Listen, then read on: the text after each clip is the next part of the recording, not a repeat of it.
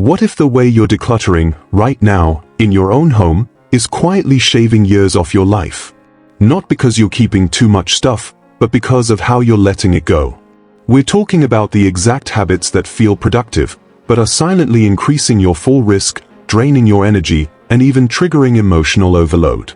You won't hear this in most decluttering advice, but for those of us over 60, the stakes are different. Our balance isn't what it was. Our hearts, joints, and even our attention spans have shifted. And what used to be a simple task, like sorting a shelf or boxing old clothes, can now carry risks we didn't plan for. Imagine this: you reach up just a little too far for that storage bin. Or you spend hours alone sifting through decades of memories, forgetting to eat, drink, or even rest. It all adds up. One moment of overdoing it can lead to weeks of recovery, or worse, a permanent loss of independence. But the good news? You can still declutter smartly, safely, and stay in control of your space and your future. So before you toss that box, or stretch for that cabinet, pause. This video might just protect more than your peace of mind. It could protect your longevity. Tap like and subscribe if you believe a wise home is also a safe one. Doris Elva was the kind of woman who made her bed every morning and folded her dish towels just so. At 79, she still lived alone in the home she and her late husband built over 4 decades ago in Flagstaff, Arizona. She believed strongly in the idea that a clear space meant a clear mind, and she wasn't wrong. But one ordinary Tuesday in early spring, what started as her usual reset-the-house routine nearly ended in tragedy. That morning, Doris had decided to tackle the back hallway closet. It had been bothering her for months: the winter coats she no longer wore, the dusty bins filled with wrapping paper and old tax folders. She didn't tell anyone she was doing it. Didn't think she needed to. She skipped breakfast, thinking, "I'll eat after I get through just this one shelf." She reached for a box above shoulder height, a showbox stuffed with greeting cards from the 80s. Her left foot shifted on the uneven rug, and in a split second, she lost her footing. She fell sideways, catching the edge of a cabinet on her way down. It knocked the wind out of her. Bruised a rib. For a terrifying few seconds, she couldn't get up. Thankfully, her neighbor heard the thud through the wall and checked in. But that fall wasn't just a wake-up call. It was a reckoning. Because it wasn't the first time she had pushed too hard. And like many older adults, she hadn't realized how much risk had crept into something as simple as organizing a shelf. Doris's story isn't rare, and that's what makes it so important. More seniors today are choosing to age in place. But with that independence comes a hidden danger. We're trying to manage homes that were designed for our younger bodies. The bending, the reaching, the lifting, the emotional toll of sorting through a lifetime of memories, all of it adds up. It's not the clutter itself that puts us at risk. It's the habits we've kept while trying to let go. Doris recovered, but she changed everything. And in this video, we're counting down the 7 specific decluttering tasks that nearly every senior does, but shouldn't. Not without a smarter plan. Not without knowing the risks. These aren't just cleaning tips. They are survival strategies. Because letting go of clutter shouldn't mean letting go of your safety or your future. Deadly Task 1: Reaching for high shelves. It was just one box. Doris told herself she didn't need a step stool. "I've done this 100 times, she muttered, glancing up at the faded cardboard tucked above her fridge. She'd stored old kitchen gadgets there, the ones that only came out during the holidays. As she reached up on tiptoe, her right hand barely touched the edge of the box. But her balance had shifted over the years in ways she hadn't fully noticed. Her sense of depth was off. The floor beneath her wasn't uneven, but her body had become less forgiving. Her heel slid slightly on the vinyl flooring, and her other foot wobbled in her slipper. In a blink, she was falling, not just downward, but sideways, grazing the counter as her body twisted to avoid the sharp corner of a drawer left ajar. Luckily, she didn't hit her head. But the bruise on her hip stayed for nearly a month, and the emotional bruise? Longer. What happened to Doris happens to thousands of older adults every year in the US.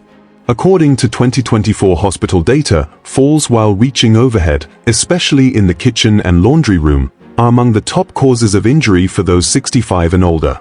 And it's not just the fall itself, it's what follows: fractured wrists, broken hips, and long recoveries that reduce mobility and increase the risk of being moved to assisted living.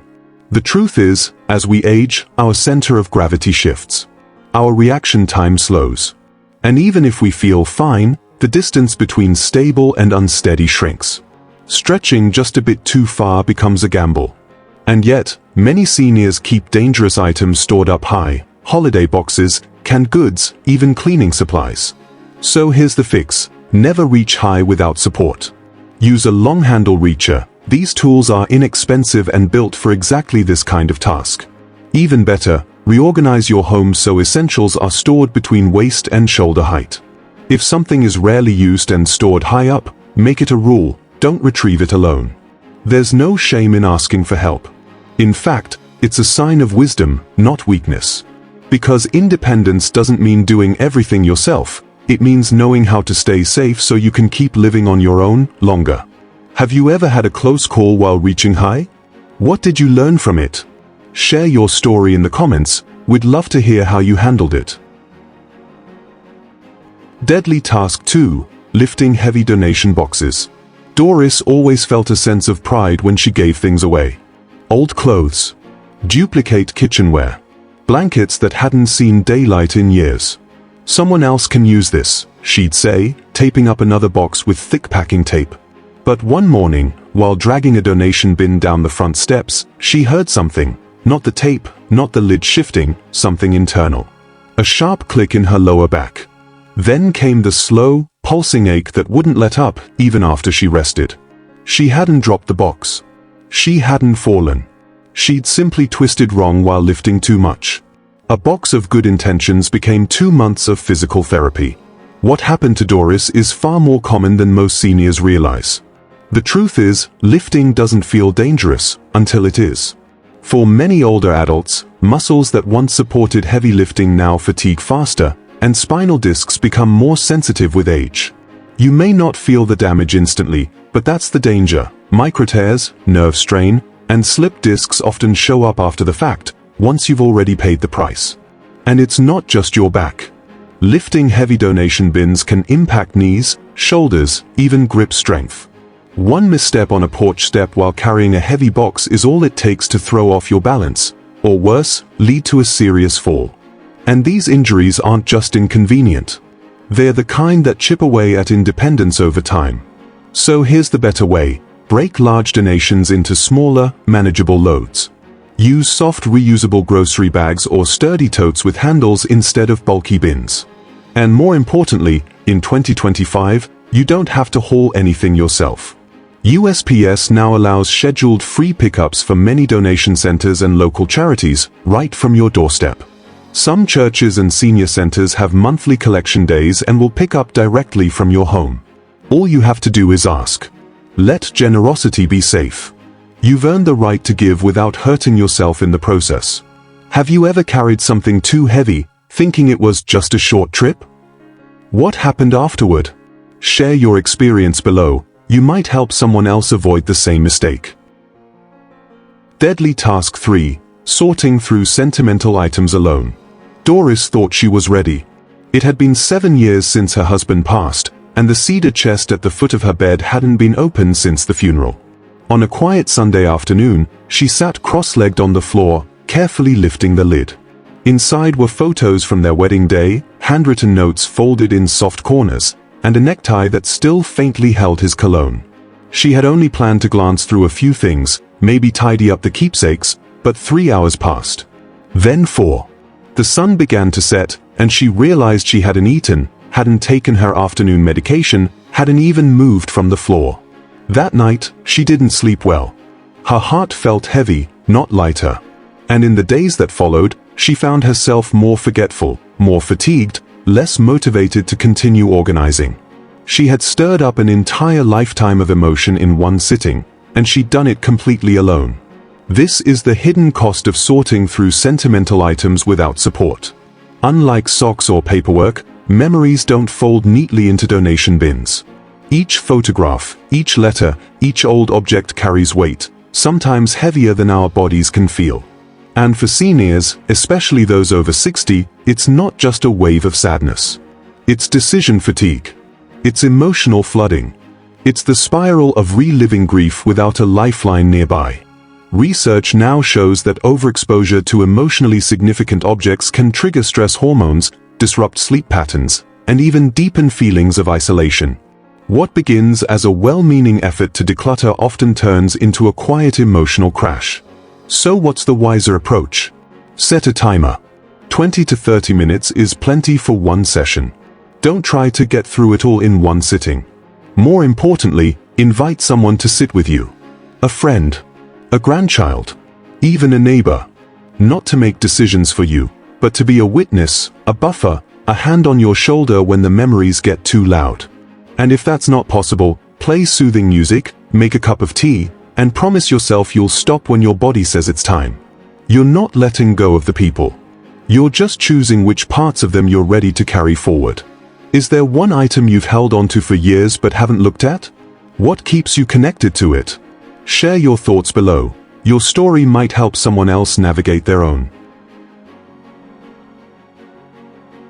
Deadly Task 4. Digging deep into dark closets. Doris had one closet she always avoided, the hall one with the stiff sliding doors and a mystery shelf buried in the back. It held holiday ornaments, her son's childhood lunchbox, maybe even a broken humidifier she meant to toss 10 years ago. One rainy afternoon, she decided to face it. No flashlight. No assistance. Just a quiet urge to clear out the last real clutter. She leaned in, bending at the waist, squinting into the dim corner. One knee pressed against a tote, her other hand bracing the doorframe. She reached toward the back where she thought she saw the box with old keepsakes. But her arm caught the edge of something unstable. The whole stack shifted, and her body jerked to catch her balance. The next morning, her lower back screamed with pain, and she discovered a bruise on her shin she couldn't explain. The truth is, deep closets can feel like personal archives, packed with forgotten treasures, but they are also hidden hazard zones, especially for older adults. The combination of poor lighting, cramped angles, and awkward bending puts you at serious risk of pulled muscles, twisted joints, or even head injuries if something tips over unexpectedly. And it happens more often than most people realize. Our spatial awareness naturally decreases as we age. The eyes adapt more slowly to dim spaces. Depth perception weakens. And when you combine that with poor posture, unstable footing, or reaching around cluttered corners, it becomes the perfect storm for injury. Even minor misjudgments, like misplacing a foot, twisting too far, or hitting your head on a shelf edge, can have major consequences. A bump to the head in a small, low-lit space might go unnoticed but can cause dizziness for days. And for seniors, dizziness isn't just uncomfortable, it can lead to serious falls. So what's the safer way? Bring in bright lighting, even if that means using a portable lamp or phone flashlight. Sit on a sturdy chair when accessing lower shelves to avoid unnecessary crouching. Consider investing in low-profile, slide-out bins so you don't have to reach blindly into deep corners. And most importantly, don't go in solo if you don't have to. Sometimes the bravest thing we can do is admit when we need a second set of eyes, or a stronger light. The next mistake is one that almost every senior is making, without realizing it. And unlike a dark closet, you probably walk right into this one. Stay tuned. Deadly Task 5. Doing it all alone. Doris had always been independent. She drove herself to appointments, paid every bill on time, and even fixed her own leaky sink once with nothing but a YouTube video and sheer determination. So when it came time to tackle the attic, the last space in her house she hadn't touched in years, she didn't tell anyone. "I've got this," she said out loud, mostly to herself. The boxes were dusty. The air was stale. And the lighting was barely enough to see the faded labels on the bins. Still, she pushed through. 1 hour turned into 3. Then 5. She stopped once to grab a water bottle but never actually drank it. She was determined to get it done. By evening, her legs felt like jelly. Her head throbbed. She collapsed into bed around 7 p.m. and didn't wake up until nearly 10 the next morning. She'd skipped dinner, missed her evening medications. And when she stood up, she felt lightheaded and shaky. That day, she realized something sobering. Her body couldn't bounce back like it used to. What Doris experienced is what experts are now calling silent exhaustion syndrome, a condition many older adults slip into without recognizing the warning signs. It's the result of pushing too hard, too long, without breaks, water, nourishment, or emotional support. And when you're decluttering alone, it's easy to miss the slow buildup of fatigue until your body forces you to stop. And here's the twist, it's not just physical. Prolonged solo decluttering can trigger emotional shutdown. You get so caught up in decisions, keep, toss, donate, that your brain becomes overloaded. Add loneliness to the mix, and even something as simple as organizing can leave you feeling mentally drained and deeply unmotivated the next day. But this is avoidable. The fix? Don't do it alone. That doesn't mean someone else has to do the work for you. Sometimes, just having a loved one or neighbor sit nearby while you sort makes all the difference. You'll stay hydrated, more focused, and less likely to sink into that silent exhaustion spiral. And if no one's available in person, consider calling a friend on speaker while you declutter. Or play calming music that keeps you anchored. Most importantly, pace yourself. You're not in a race. You're reshaping your space with care and dignity. Who's your go-to helper when things get overwhelming?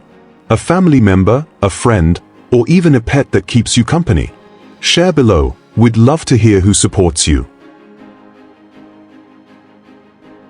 Deadly Task 6. Decluttering on the wrong day. Doris had the best of intentions. The weather report said clear skies, but by 11 a.m., the Arizona sun was already baking her roof. Still, she'd penciled in declutter the garage on her calendar for that day, and she didn't want to put it off. She hadn't slept well the night before, her ankles were a little swollen, and her follow-up appointment with her cardiologist had left her feeling more tired than usual. But she powered through. After all, it was just sorting. 3 boxes in, her shirt clung to her back with sweat.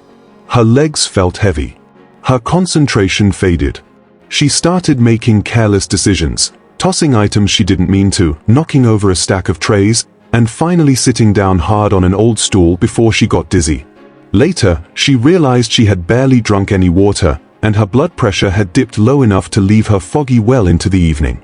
This wasn't just fatigue. It was a warning. Older adults often underestimate how much the timing of a task matters. It's not always about what you're doing, but when you're doing it. Hot weather, poor sleep, skipped meals, and emotional stress all place hidden demands on the body. And when you layer physical tasks like bending, lifting, or even standing too long on top of that, it creates the perfect storm for dehydration, blood pressure drops, and dangerous missteps. New research shows that older bodies respond differently to environmental stress. We retain less water, cool down more slowly, and take longer to recover from physical exertion. That means a day that feels fine in your 40s can be deeply taxing in your 70s. So here's your new guide, the blue sky rule. Don't declutter on days that feel cloudy, physically, emotionally, or environmentally. Choose days when you're well-rested, hydrated, clear-headed, and the weather is on your side.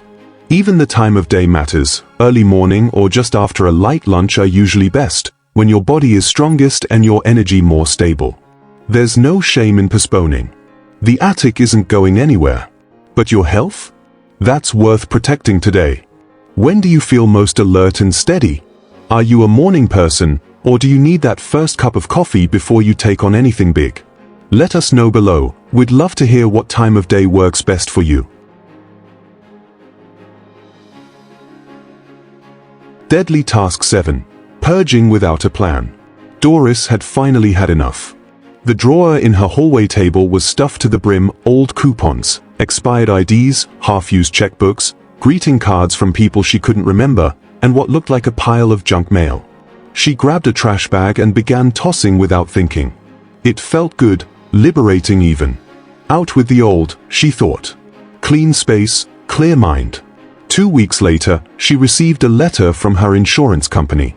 They were following up on her long-term care plan and needed her copy of the original policy. She searched everywhere, her file folders, the kitchen drawer, even her purse. Then it hit her.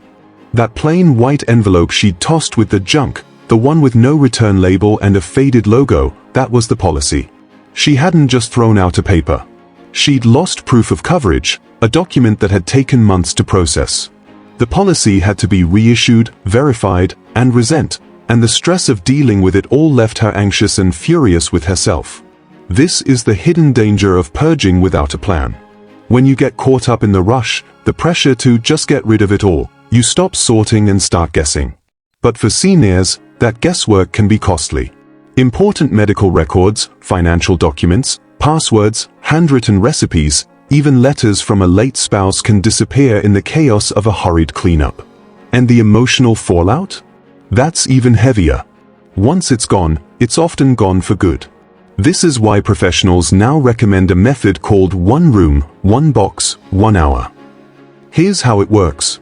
Pick 1 room. Focus on 1 box or drawer at a time. Set a timer for 1 hour, and stop when it rings. During that hour, sort everything into clearly labeled piles. Keep, trash, shred, donate, decide later. Have an envelope or folder ready for anything that might be important. If you're not sure what it is, keep it, don't trash it. And if you're feeling overwhelmed, stop. Decision fatigue leads to careless mistakes. Decluttering shouldn't be a panic-driven purge. It should be a thoughtful reset. You've spent decades building your life. Your belongings deserve more than a rushed goodbye. What's one item you accidentally tossed and still miss to this day? A letter? A photo? A document? Share it below. You're not alone, and your story might help someone else slow down. After that string of close calls, slipping while reaching, forgetting to eat after an emotional sorting session, throwing out the wrong papers, Doris knew something had to change. But it wasn't just about decluttering smarter. It was about protecting the life she had built in that house, her rhythm, her independence, her peace. So she stopped doing what everyone else told her to do. She created her own way. Now, every Monday morning, Doris sets a timer, just 1 hour. Not a minute more. That's her promise to herself. She picks 1 drawer, 1 closet, or 1 tiny shelf. No pressure to finish the whole room. Just 1 pocket of progress. Before she begins, she makes tea. She cracks a window. She lights a small candle that smells like fresh linen. These little rituals remind her, this is not punishment, this is care. And she never does it alone anymore. Her niece, Clarabelle, drops by most weeks. Not to help necessarily, but to sit nearby. Sometimes they talk about the items Doris is sorting. Sometimes they just enjoy the silence. When Clarabelle can't make it, Doris calls a friend, puts on a soft playlist, or even speaks out loud to herself. This sweater's had a good run, she'll say with a smile, placing it gently in the donation pile. She no longer touches anything sentimental on days she feels tired or heavy. She's learning to trust her energy, to wait for days when her mind is clear and her heart feels steady. The attic? She's breaking it into seasons. Holiday items this month. Old paperwork the next. And she uses labels, color-coded ones, that help her feel in control, not overwhelmed. Her home still looks like hers. The framed photos. The books she loves. The chair by the window. But now there's open space, paths cleared, shelves simplified, light falling on places that used to be blocked by maybe later piles. Most importantly, her sense of home has returned, not just the physical structure, but the emotional anchor it gives her. She walks with more confidence, sleeps better, feels less afraid of what if something happens. Because she's already taken steps to prevent it. As Doris puts it, I used to think decluttering meant giving up pieces of my life. But now I know, it's how I make room to keep living the life I want. That's the transformation. Not just a cleaner space, but a safer, more peaceful future. Not less of her home. Just more of her in it. You've spent decades filling your home with stories, memories, and meaning. Every drawer, every shelf, every corner has witnessed moments that shaped your life. That's why decluttering isn't just a chore, it's a deeply personal process. But if done carelessly, it can chip away at more than just clutter. It can steal your energy, compromise your safety, and, without warning, push you toward the very dependence you've worked so hard to avoid. That's the truth most people won't say out loud. Decluttering after 60 isn't just about tidying up.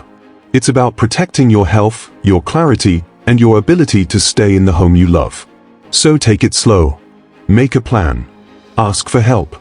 And most of all, listen to your body and your heart. Because when done wisely, decluttering doesn't take away from your life, it adds to it. It gives you room to breathe, space to move safely, and a sense of calm that carries into every part of your day. So if this video gave you even one helpful insight, do something powerful. Tap like if something here made you pause or reflect. Comment below, which of these 7 tasks caught you off guard, or reminded you of your own experience. Share this with someone you care about who might be decluttering alone, in silence, or without a plan. And don't forget to subscribe to Wise Aging Seniors, where every week, we bring you practical wisdom, real stories, and the tools to age not just gracefully, but powerfully.